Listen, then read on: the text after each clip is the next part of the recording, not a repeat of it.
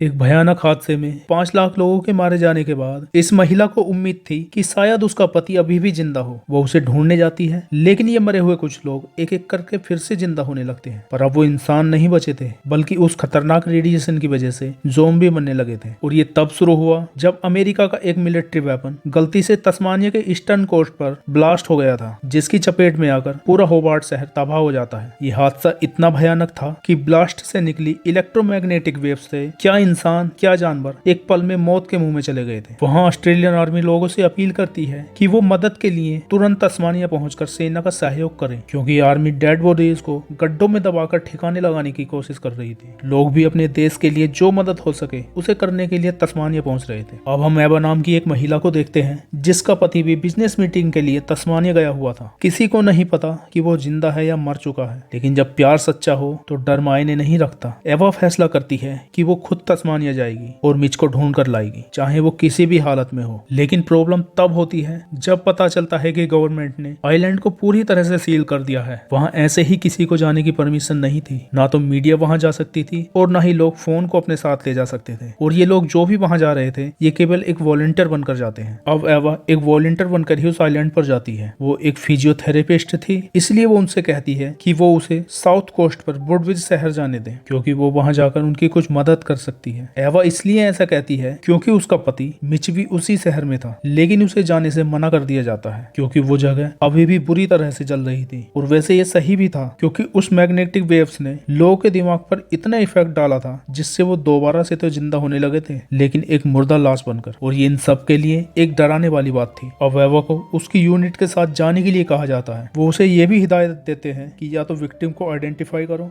या फिर बॉडी इकट्ठी करो, और अगर ऐसा नहीं कर सकते तो वापस अपने घर चले जाओ। वहां से जाने से पहले सभी को बता दिया जाता है कि मरे हुए कुछ लोग फिर से जिंदा हो रहे हैं। वो उनके बिहेवियर के बारे में बताते हैं कि शुरुआती लक्षणों में वो बहुत धीरे चलते हैं और ज्यादा एक्टिव दिखाई नहीं देंगे। कितने समय में कितने लोग जिंदा होकर वापस आएंगे उसके बारे में कोई नहीं जानता। उन्होंने बताया कि तुम्हें घरों की लाइट तो जली मिलेंगी, पर वहाँ कोई जिंदा नहीं होगा। पूरे रास्ते अब अपने पति को याद करके परेशान रहती है। बस में जाते समय सोल्जर उन्हें बताता है कि अगर कोई आदमी जिंदा दिखाई दे तो तुरंत फ्लेयर जला देना और आदमी तुम्हारी मदद के लिए आ जाएगी और वो उन्हें शूट करके फिर से मार देंगे। अब जैसे ही वो सब उस जगह पहुंचते हैं, उन सबको दो दो के ग्रुप में बांटकर चेक करने के लिए भेज दिया जाता है। एवा जिस घर में जाती है वहाँ लोग मरे तो पड़े थे, लेकिन जिस हालत में सब अपने रोजाना के कामों में बिजी थे, कोई नाश्ता कर रहा था, कोई पौधों में पानी दे रहा था, सब उसी हालत में डेड मिलते हैं। उन डेड बॉडीज की हालत देखकर एवा की जो साथी थी वो इतनी बेचैन हो जाती है कि वहां से तुरंत वापस चली जाती है। एक वॉलंटियर तो उन डेड बॉडीज को देखकर उल्टी करने लगता है और वो भी वहां से चला जाता है। ये आदमी क्ले जो एवा के सामने था, अब वो दोनों एक ही ग्रुप में शामिल हो जाते हैं। वो बंद पड़े दरवाजे को हथौड़े से तोड़कर अंदर जाते हैं। तब एवा ने देखा कि कुछ लोग तो बेचारे नहाते हुए ही मर गए थे। एक भारी भरकम बॉडी को बाहर निकालते समय एवा का ध्यान दीवार पर टंगी उस कपल की शादी वाली फोटो की तरफ जाता है। अब उसे भी अपने शादी वाले दिन वो याद आने लगते हैं। उसके लिए बुरा भी लगता है, क्योंकि यार बेचारी एवा को अपने पति को ढूंढने के लिए पता नहीं क्या कुछ करना पड़ रहा था। अब दोपहर में ये सारे वॉलंटियर खाना खाने आए हुए थे। तब वो माइक नाम के चिकन के बारे में बात कर रहे थे, जो गर्दन कटने के बाद भी लगभग 18 महीनों तक जिंदा रहा था। तभी एवा ने देखा कि जो महिला प्लेन में उसके सामने बैठी थी, उसे उसके बेटे की बॉडी मिल गई थी। अपनी फैमिली को इस तरह से मरते देखना सच में एक बुरा एहसास था उन वॉलंटियर के लिए। अब तक सब कुछ सही चल रहा था कि तभी एक महिला को फ्लेयर गन चलाते हुए देखते हैं। मतलब उसे घर के अंदर एक जिंदा इंसान दिखाई दे गया था। आर्मी को जरा भी देर नहीं लगी उसके पास आने में। वो घर के अंदर जाते हैं और उस आदमी को शूट करके शांत कर देते हैं। एवा भी सोच रही थी कि जब मिच उसे मिलेगा तब पता नहीं क्या होगा। अब एवा और क्ले एक वर्कशॉप में चले जाते हैं। टॉर्च की लाइट जलाते ही उसे जमीन पर पैरों के निशान दिखाई दिए। जैसे ही उसने सामने देखा, वर्कशॉप का मुर्दा मैकेनिक बड़ी बड़ी आंखों से उसकी तरफ देख रहा था। ऐसा लग रहा था जैसे वो खुद भी डरा हुआ हो। एवा को याद आया कि ये मुर्दे शुरुआत में हमला नहीं करते। वो क्ले को आवाज लगाती है और क्ले बाहर जाकर फ्लेयर से सोल्जर को इशारा कर देता है। सोल्जर अंदर आते हैं और फिर गोलियों की आवाज सुनाई देती है। उस इंसिडेंट के बाद एवा ने महसूस किया कि शायद जो हो रहा है नहीं होना चाहिए, क्योंकि अभी भी उनमें उसे जिंदा इंसान दिखाई दे रहे थे। वो बैठे बैठे सोचने लगती है कि आर्मी जो कर रही है क्या वो सब सही है, और अगर मिच भी उसके सामने ऐसे आ जाएगा तब वो क्या करेगी। वो अपने सामने उसे कैसे गोली लगने देगी। उस जगह पर अलग अलग धर्मों के हिसाब से प्रेयर भी कराई जा रही थी ताकि मरे हुए लोगों की आत्मा को शांति मिल सके। मिच एवा के लिए एक पहेली बन गया था, लेकिन उसने अभी भी हार नहीं मानी थी। उसे ढूंढने के लिए वो आगे की तैयारी करती है और एक मैप पर उस जगह को आइडेंटिफाई करती है, लेकिन वो जगह उससे उससे अभी भी 200 मील दूर साउथ में थी। उसने कई बार उस जगह जाने का सोचा, लेकिन हर बार कोई ना कोई उसे देख लेता था। उस रात सब लोग मिलकर खूब मौज मस्ती करते हैं, जैसे उन्हें पता नहीं कितने बड़े काम को करके खुशी मिली हो। और तभी एवा क्ले से अपने मन की बात बता देती है। एवा क्ले से कह देती है कि उसे अपने हस्बैंड के लिए वुडब्रिज शहर जाना है। और फिर अगले दिन वो एक गैराज में जाते हैं, जहाँ क्ले को एक शानदार बाइक दिखाई देती है। उसका सपना था कि उसके पास भी ऐसी ही एक बाइक हो, लेकिन तभी उन्हें वहाँ कुछ डेड लोग दिखाई देते हैं। देखने से ऐसा लग रहा था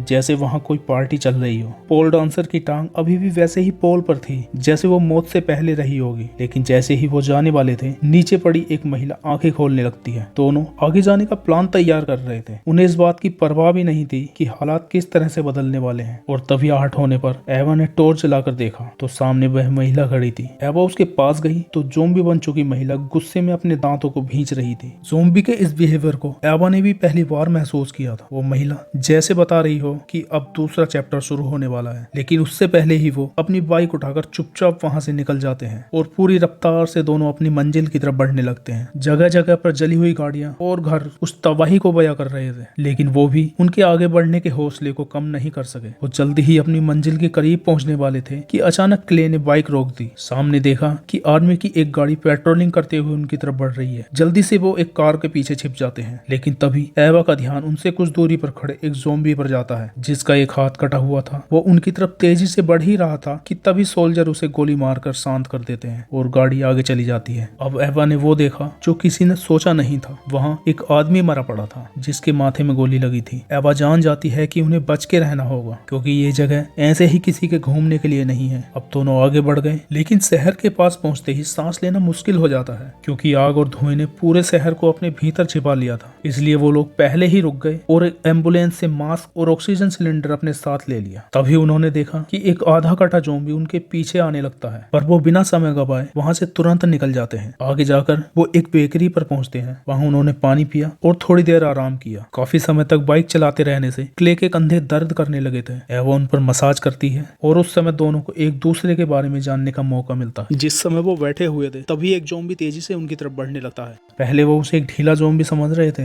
लेकिन जैसे ही वो उनकी तरफ झपटा, उन्हें समझ आ गया कि बंदे में कुछ तो बात है। तभी पीछे से आया एक सोल्जर उसे शूट करके नीचे गिरा देता है। उसने सख्त लहजे में उनसे बता दिया कि अब ये ज़ॉम्बी पहले से ज्यादा आक्रामक होने लगे हैं। सोल्जर, जिसका नाम राइली था, उसने एवा से पूछा कि वो यहाँ क्या कर रहे हैं, तो एवा ने उसे सारी बात बता दी। पर राइली उन पर आसानी से यकीन नहीं कर रहा था। एवा को उसने बाथरूम में लॉक कर दिया और फिर क्ले से पूछताछ करने लगता है। काफी देर के बाद राइली एवा के पास आकर उससे कह देता है कि तुम्हारा साथी भाग गया है। पर एवा को उसकी बातों पर बिल्कुल भी यकीन नहीं हो रहा था, क्योंकि वो क्ले को अच्छे से जान गई थी। तभी राइली उससे कहता है कि वो उसके पति को ढूंढने में उसकी मदद करेगा। मिच को ढूंढने की बात पर पता नहीं क्यों एवा को उस पर यकीन हो जाता है और वो उसके साथ उसकी आर्मी की गाड़ी में चली जाती है। एवा चाहती थी कि वो पहले उस जगह जाए जहां उसका पति मिच था, लेकिन राइली कुछ जरूरी सामान की बात कहकर एवा को अपने साथ अपने घर ले जाता है। अंधेरा हो चुका था, इसलिए एवा को मजबूरी में उसके घर रुकना पड़ता है। दीवार पर दोनों की तस्वीर देखकर एवा राइली से उसकी पत्नी के बारे में पूछती है। राइली कहता है कि मैं अपनी पत्नी को बहुत प्यार करता था और वो एक बच्चे को जन्म देने वाली थी, लेकिन उससे पहले ही उसकी इस हादसे में जान चली गई। कहते कहते राइली इमोशनल हो जाता है। उसकी पत्नी के बारे में सुनकर एवा को भी दुख होता है।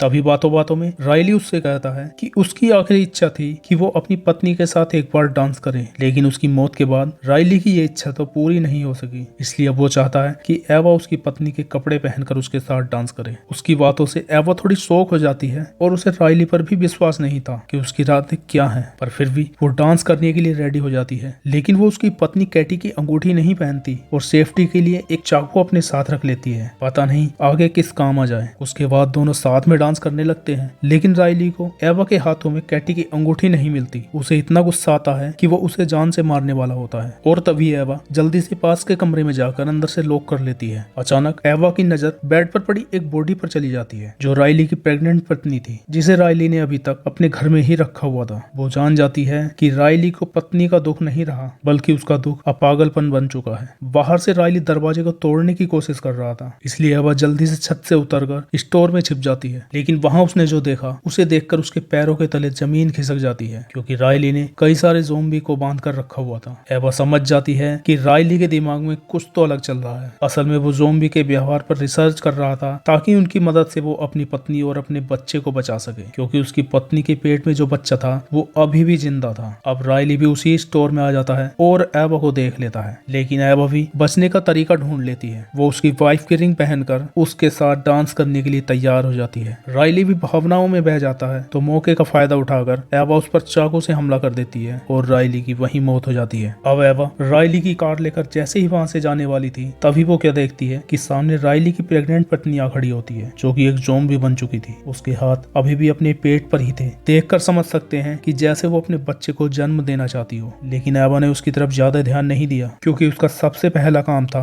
अपने पति को ढूंढना। वो कार लेकर तेजी से वहां से निकल जाती है और फिर अगले दिन हम देखते हैं कि एवा की कार खराब हो चुकी थी, इसलिए अब वो पैदल ही आगे निकल जाती है। उसने अपने साथ एक कुल्हाड़ी भी ले ली जिससे वो आगे उसके काम आ सके, लेकिन तभी हम देखते हैं कि एक ज़ॉम्बी तेजी से उसके पीछे आकर उस पर हमला कर देता है। एवा जैसे तैसे करके ज़ॉम्बी को मारकर अपना पीछा छुड़ाती है। अब वो और आगे जाती है और तभी उसे एक कैंपर वैन दिखाई देती है। अंधेरा होने वाला था, इसलिए जो भी डेड बॉडीज वैन के अंदर थी उन्हें बाहर निकालकर आज रात को एवा उसी में आराम करती है। अचानक से कुछ आहट होने पर उसने देखा कि एक आदमी गड्ढा खोद रहा था। एक हथियार लेकर वो उसके पास जाती है। तभी हम देखते हैं कि वो एक भला मानस ज़ॉम्बी था जो एवा को देखकर फिर से अपने गड्ढे को खोदने में लग जाता है ताकि वो अपने परिवार को उसमें दफना सके। एवा भी उसकी मदद करती है। दिल को झकझोर देने वाला सीन तो अब सामने आने वाला था जब बेचारा ज़ॉम्बी एवा की तरफ देखकर खुद ही गड्ढे में बैठ जाता है, जैसे वो कह रहा हो तुम अब अपना काम कर सकती हो, और फिर एवा उसे भी मारकर गड्ढे को बंद कर देती है। अब अगले दिन 6 मील और चलकर एवा उसी होटल पहुंच जाती है जहां उसका पति मिच रहता था। कुछ देर तक ढूंढने के बाद आखिरकार उसे उसकी बॉडी मिल ही जाती है। दुख से भरी एवा शांतपन से जमीन पर बैठ जाती है और तभी उसका ध्यान मिच के हाथ पर जाता है। हाथ में उनकी शादी की अंगूठी नहीं थी, पास में ही उसे एक लड़की का ID कार्ड दिखाई दिया। उसने वॉशरूम में जाकर देखा तो अंगूठी वहीं रखी थी। उसका शक सच में बदल जाता है क्योंकि मिच किसी और लड़की के साथ रिलेशनशिप में था और वो उसी के बहाने अक्सर यहाँ आता था। एवा के आंसू सब कुछ बयां कर रहे थे और तभी वहाँ क्ले आ जाता है। वो क्ले से बताती है कि दोनों के बीच बच्चे को लेकर बहुत बार झगड़ा हुआ था क्योंकि मिच नहीं चाहता था कि उनका बच्चा हो और वो इसीलिए क्योंकि वो आजादी चाहता था। अब क्ले भी एवा से पत्नी की कहानी बताता है कि उसने भी मुझे कभी पसंद नहीं किया और मेरी बेटी को भी मुझसे अलग कर दिया और फिर बाद में वो उसे छोड़कर चली गई। उन्हें अपनी अपनी कहानी सेम लगती है क्योंकि दोनों के पार्टनर ने उन्हें धोखा जो दिया था। सब कुछ भूलकर दोनों रात में जमकर पार्टी करते हैं। अगली सुबह एवा ने खुद को एक बोझ से मुक्त कर दिया। उसने शादी की अंगूठी उतार कर रख दी। अब उसने मिच की लाश को एक बोट पर रखा और उसे समुद्र में विदा करके अपना फर्ज पूरा कर दिया। सब कुछ खत्म करके दोनों फिर से नॉर्थ की तरफ निकल जाते हैं और तभी उन्हें रास्ते में केटी मिलती है। उसे देखकर लग रहा था उसने अपने बच्चे को जन्म दे दिया है। केटी एवा की तरफ देखती है जैसे वो उससे कुछ बताने की कोशिश कर रही हो और फिर पलटकर आगे चली जाती है। तभी एवा एक बच्चे के रोने की आवाज आती है। वो तेजी से उस तरफ भागती है तो देखती है कि बच्चा केटी का ही था जो देखने में एक नॉर्मल बच्चे जैसा ही था। असल में केटी बच्चे को एवा को सौंप कर गई थी कि अब से तुम ही इसकी देखभाल करना, और ये मूवी यहीं पर खत्म हो जाती है। स्टोरी अच्छी लगी हो तो चैनल को लाइक और सब्सक्राइब करना ना भूलें।